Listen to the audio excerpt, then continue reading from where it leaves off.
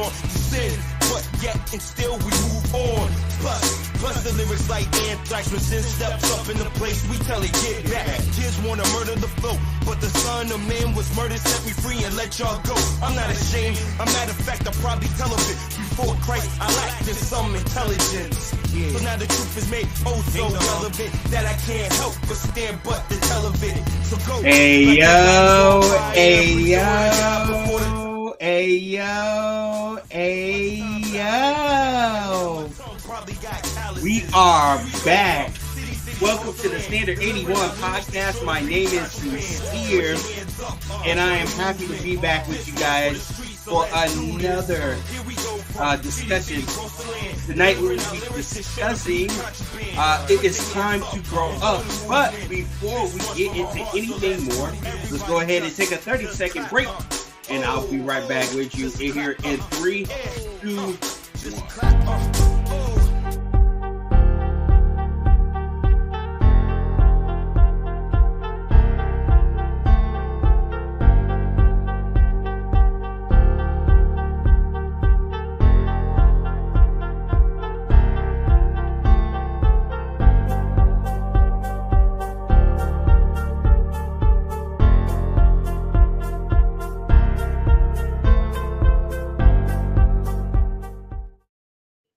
and good evening.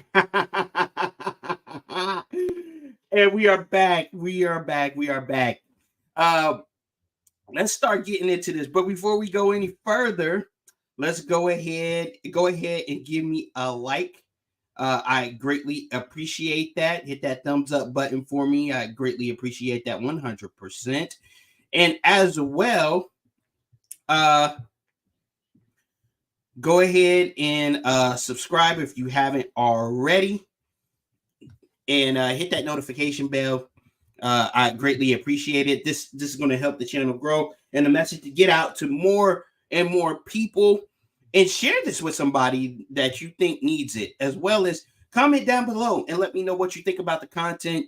I'm going to continue to try to give you content. I know that I haven't been coming out with a 3 each week that I typically, but I've been pretty busy because I still do work a regular job. So I'm trying to fit it in when I am not busy. And so also I'm not on this camera looking like I am about to pass out. Anyways, let's get into this. It is time to grow up. That is the title of this thing. And I'm going to read off what I have put here. It says, in today's society, it seems as though everyone wants to play the victim. We'll get into that more later. We hear about everything from everywhere, from relationships to social media, to podcasts, to radio, to mass media, and anywhere you could possibly think. We hear that everyone is a victim. To me, we see all the problems that are in front of us, and we are addressing them with these particular channels and avenues. But the thing I am never hearing is, how do we fix it all? Now, I'm not going to sit there and tell you I got all the keys to life and I can tell you how to fix all this stuff all at once, because I don't. But I will let you know that I do have, I think I got some answers, and whether or not you agree with them is up to you. Either way it goes, let's before I go any further, I want to show some clips here from the amazing Dr. Jordan Peterson that really quick talks about maturity and what it takes in order to get to the places that you want to be. So without any further ado, let's go into that. Yeah.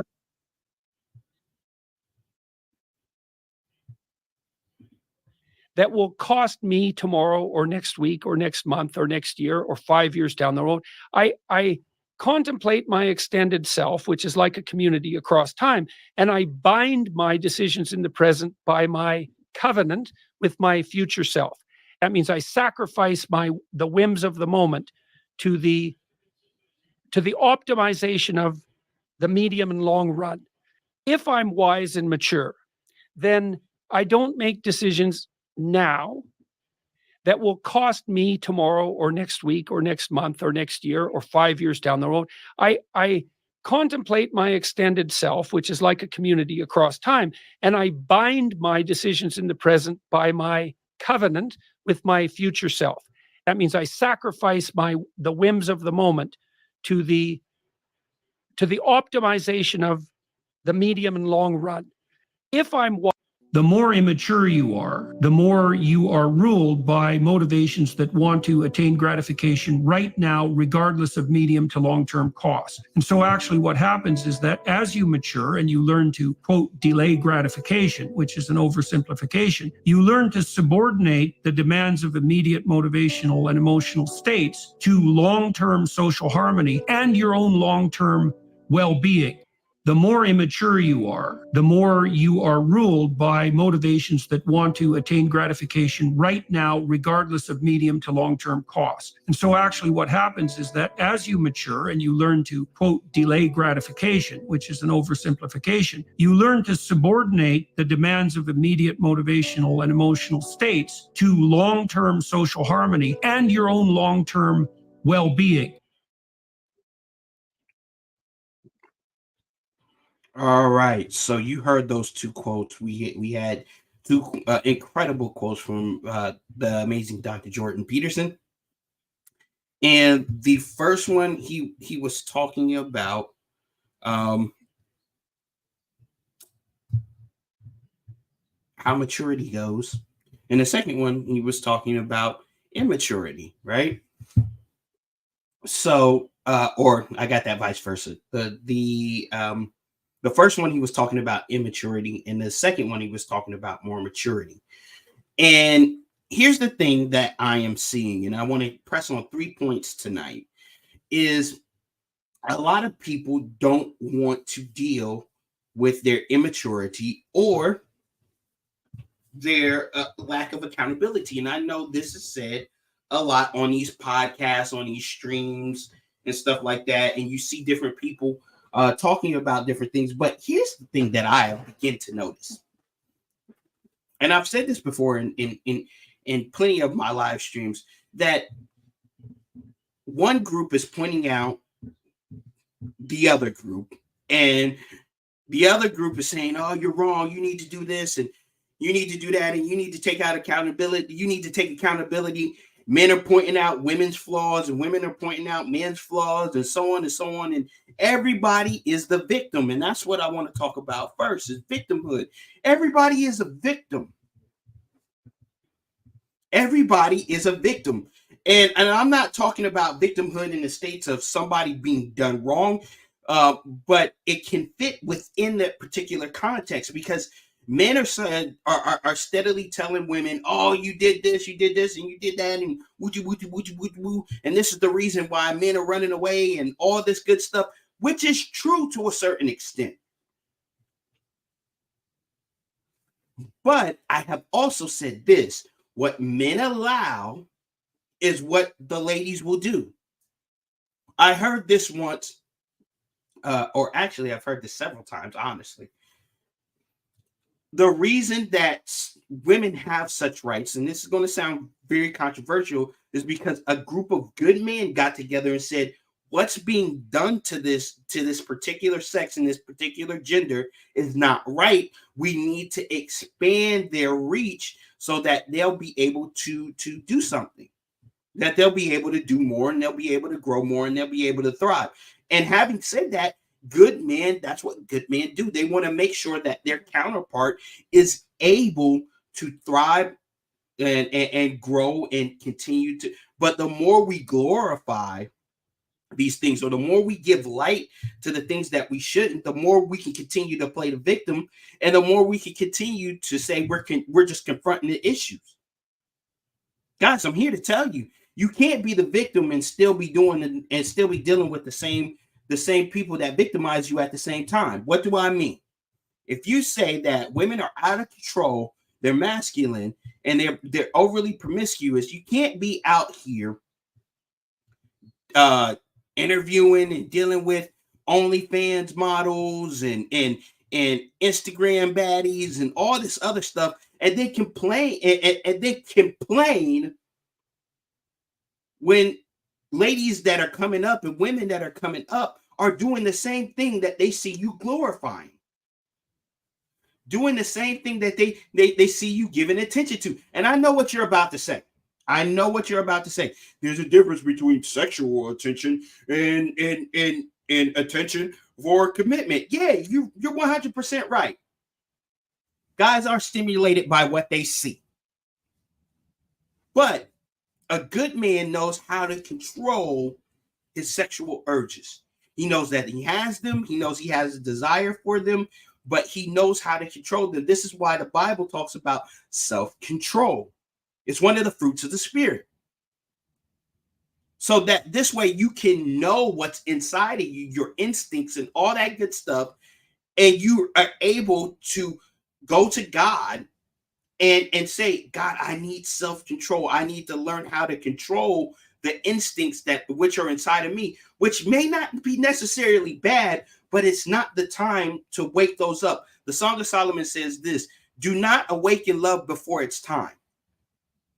And in this particular context, I want to use that as saying, do not awaken and arouse the emotion of sexual engagement before the proper time, which is marriage. Because to sit there and try to deviate, sexual attention from this attention, a lady ain't going to connect that. If you have read this book, and I've talked about this book plenty of times, right? I hope you can see that.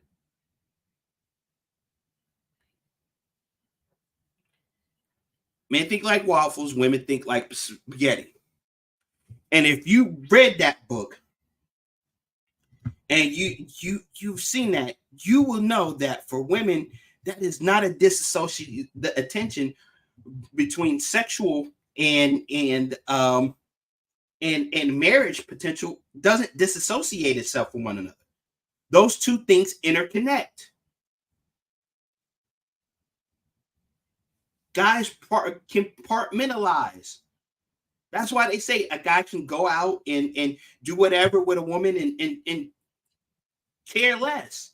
Yes, that is true to a certain extent. Did I say it was right? I am saying it's true. It's not right, but it's true. Because we compartmentalize different things. But for the ladies, that interconnects. That's all. So they ain't going to understand that. So what is it our job to do as fellas? It's our job to make the attention that we give all the same across the board. We can acknowledge the beauty of a woman. We can acknowledge what it is. But when we continue to play victim and say, oh, they did this, you got to start examining yourself. Because if the thing that you keep on running into all the time is the same perpetual person in a different skin, you got to start asking yourself, what are you doing wrong? And there's that wonderful word everybody loves to quote, accountability. You got to start taking accountability for yourself. You can't keep on saying it's her fault, it's her fault, it's her fault. And if you would do this, and you do this, you wouldn't even know. And vice versa goes for the ladies. Y'all say y'all want a good man, a man to do this and a man to do that. And if a man did all that, you would think he was lame, or he's narcissistic, or he's controlling. No. Let's stop that there.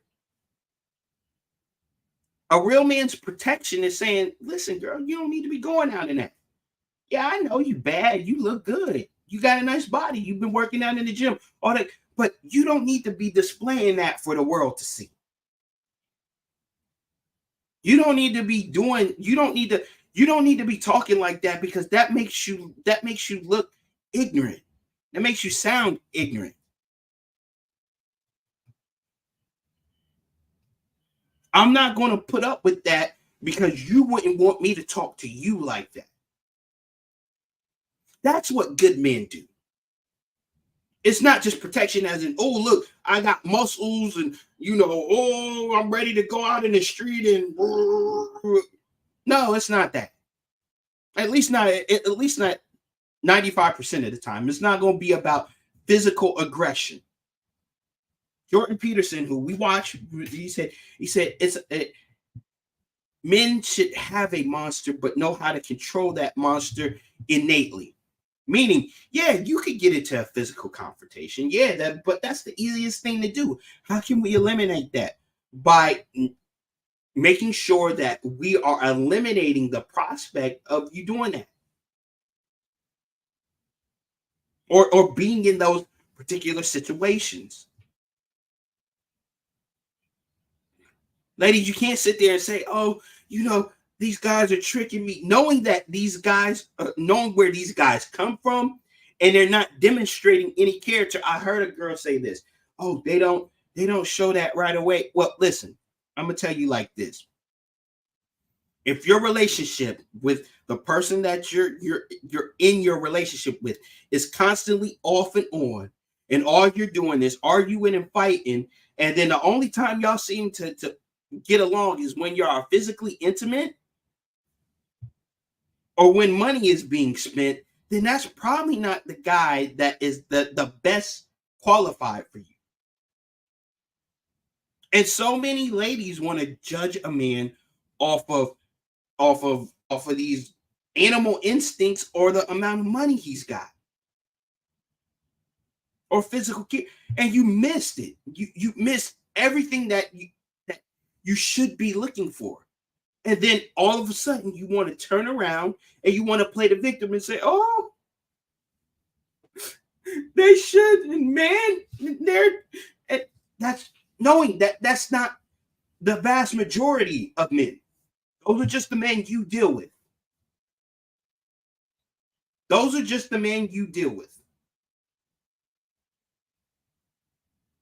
And whether you like it or not, that's the reality of it all.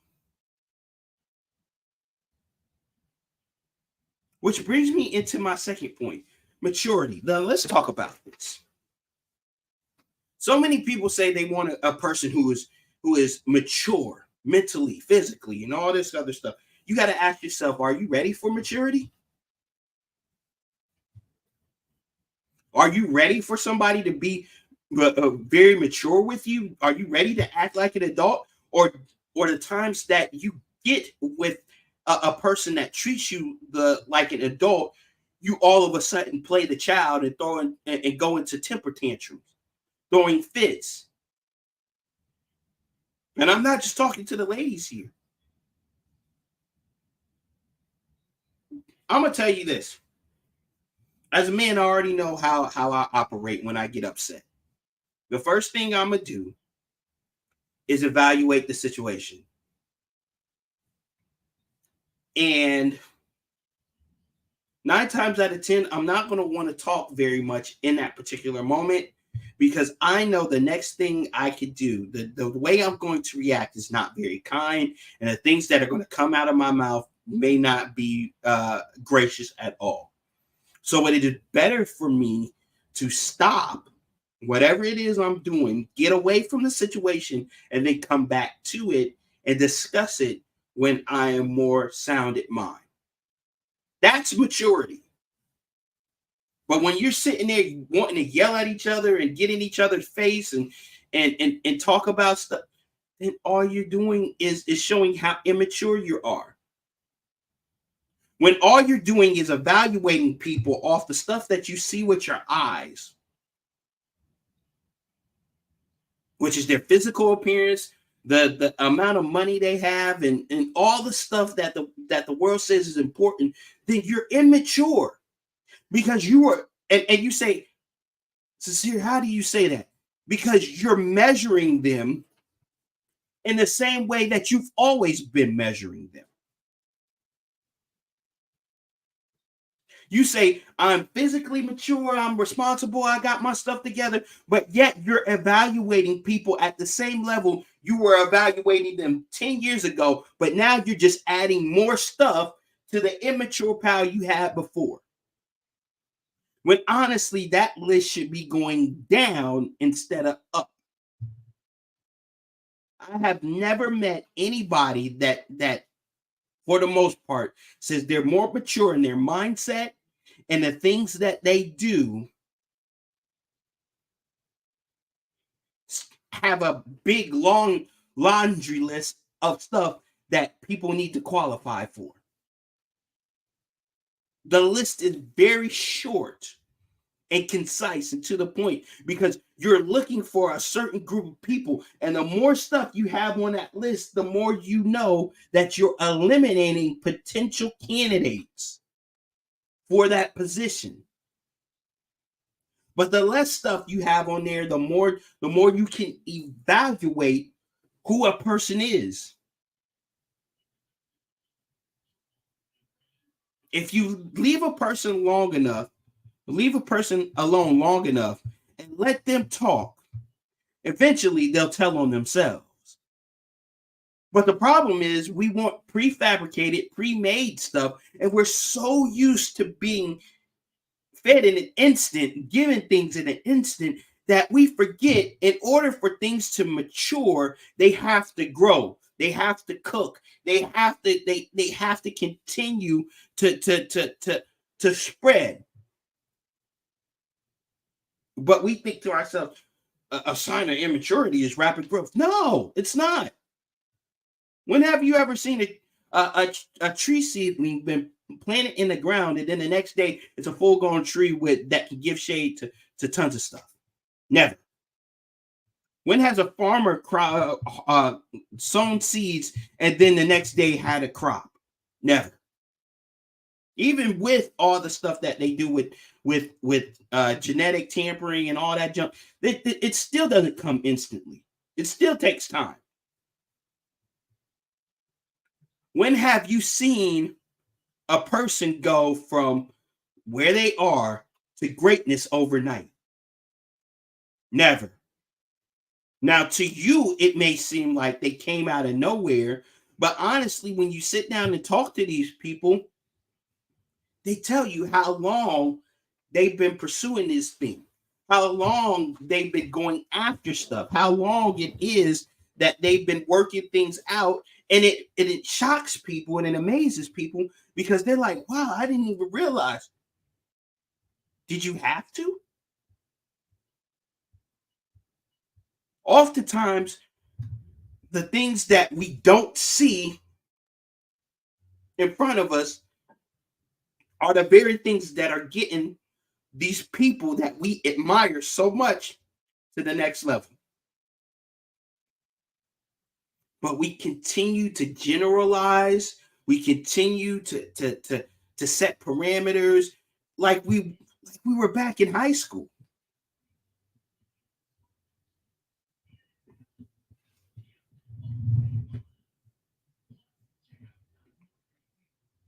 Does this mean that some of these things that we admire and like about people don't matter? No, I'm not here to say that at all. But I'm here to say, if at some point your mind doesn't change, and this is not about lifestyle. This is not about money. This is about evaluating a person for who they are besides the stuff you see.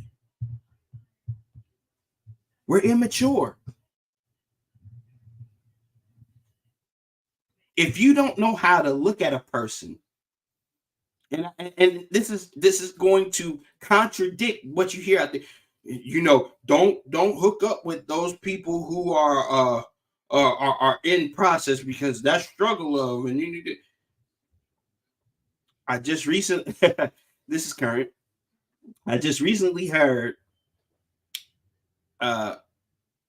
it was said that a billionaire said, and I'm just using this as an example. A billionaire said that black women are for mature men and billionaires, right? Come to find out that the dude that they thought said that didn't say that at all. Never even, it was somebody else, and he had never even spoken to the lady. The thing that he did say is he loves his wife, who happened to be black.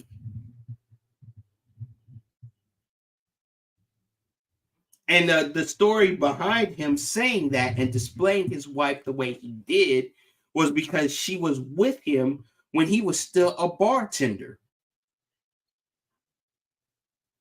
While he was doing nothing. And then as time progressed and they were with each other, he came up and now they're both enjoying the benefits of what he has sown into and what she has kept him, how she has kept him going during the course of that time. It had nothing to do with that quote. You know what that quote was? Immature. Trying to make you feel better about something you can't gain in a hurry. And here's my last point. Fame and clout. Fame and clout. Don't you think it's time for us to grow past this, man? Don't you think it's time for us to get past this? And why are you talking about fame and clout? Because I see so many people wanting fame and clout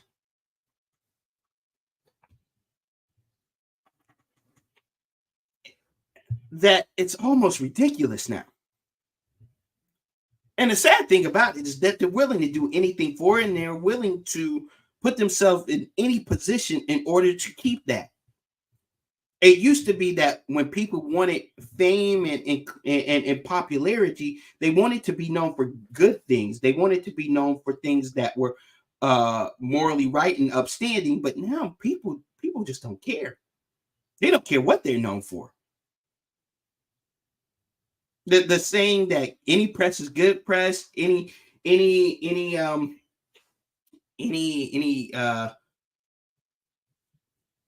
outgoing notoriety is best,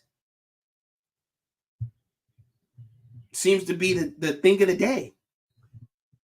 But here's what ultimately happens. They get older in life and nobody really cares about them no more. And despite all the stuff that they may try to do in order to keep themselves relevant, it falls apart, and then they start regretting their actions. And then they go back to step one. I'm gonna play the victim. Now I'm gonna play the you didn't and look at and had you just follow the plan that you had from the beginning, instead of worrying about what other people thought about you and wanting 15 minutes of fame for forever, you would have been on a better track. But that's a lack of maturity.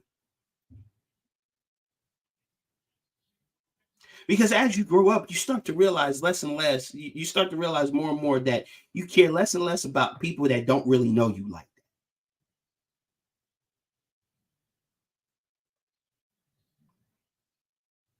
The only people that really care about what people have to say like that is the immature. Because what people say on the internet and what people think that really don't know you like that shouldn't faze you at all. The only thing you should be concerned about when it comes to influence and popularity is, what does your reputation look like to people on the outside? Jesus said this, who do people say that I am? And it wasn't because he was insecure. He was trying to find out the perception of what people thought about him and what they were saying out there. Not that he was insecure, because he knew he was God. He told the Pharisees as much.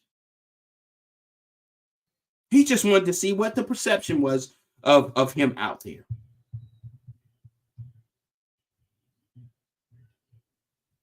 What is your perception? How do people perceive you? Do they perceive you as wholesome? Do they perceive you as somebody kind? Do they perceive you? What is your reputation? But when you're chasing fame, when you're chasing glory, you're willing to do anything. And what winds up happening is that when everything falls apart, Now, all of a sudden, you revert to the immaturity and the victimhood that you had in the first place.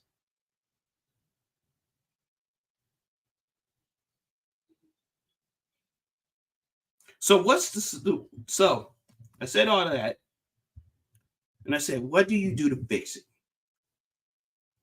And I'm gonna give you 3 simple steps that I think hold true. Number 1, and by far this is the most important, you need to get in contact with your creator. You guys know that I'm a Christian. You guys know that I believe in the Lord Jesus Christ. He is the way, the truth, and the light. No one comes to the Father except through him. You need to get in contact with him. He knows plans for your life. He knows how your life is supposed to be set up. He knows how it's supposed to look. He knows what you will enjoy within your life and how to keep you away from all the pitfalls and the traps of life. That's number 1. Number 2, you need to start evaluating what it is you're doing. Examine yourself. Before you go out there looking to pull the log out of your brother's eye, the pebble out of your brother's eye, get the log out of your own first. I had to fix that.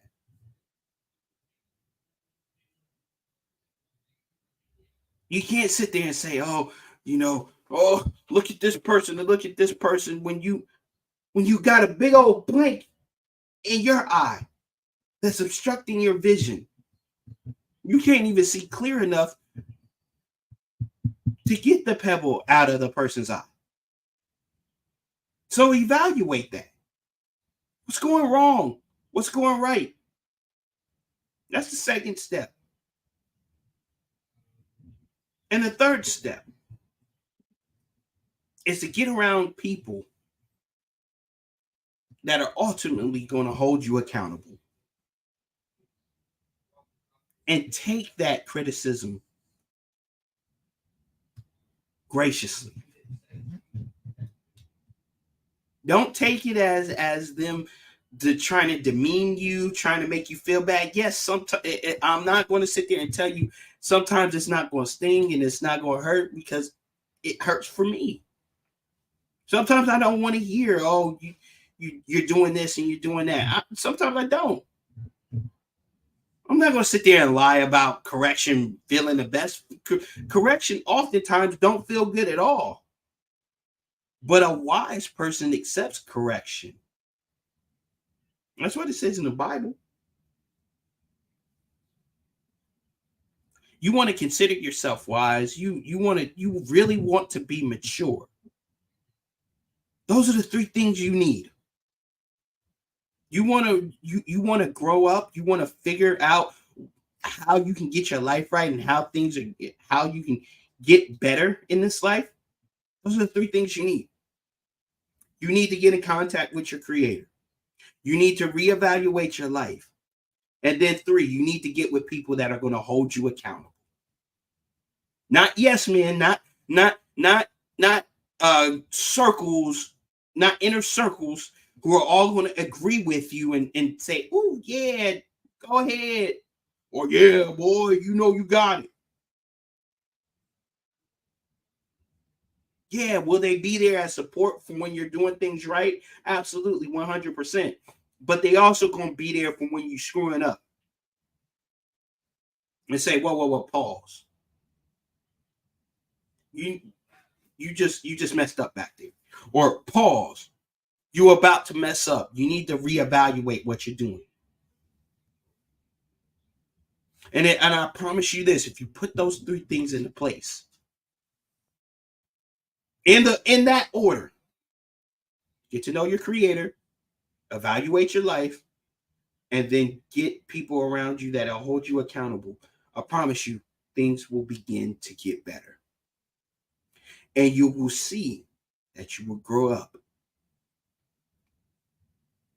And you'll get out of this victimhood. You'll get out of this immaturity. You'll get out of this chasing fame and popularity. You'll get out of that. And your life will begin to be more fulfilled. Your relationships will be better. Your the way you do things, your outlook, and all the stuff that you were hoping and dreaming for will be better, because now all of a sudden you have a different mindset and you have a different outlook on life. Motivational quotes are not going to do it. Self-help books are not going to do it. Money ain't going to do it. Careers are not going to do it. Only those three things.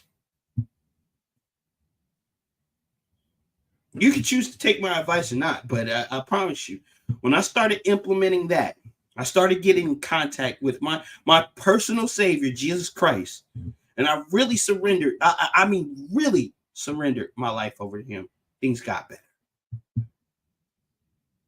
When I started evaluating my life and saying, what am I really chasing? What is it I'm really supposed to do? Things got better.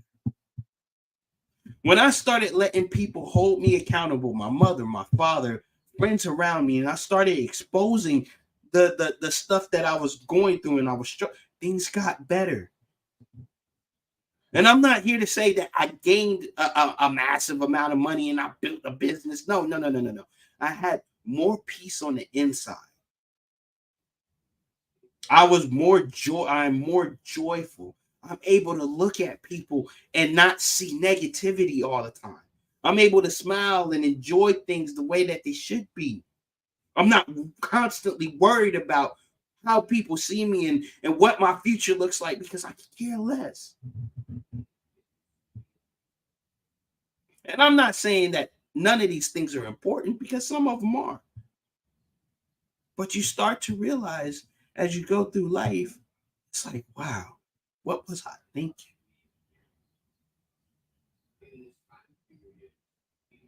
Because a lot of the stuff that we think is so important now, we chase after that, we think is going to bring us joy, is eventually going to fade out. And that's all I'm going to say.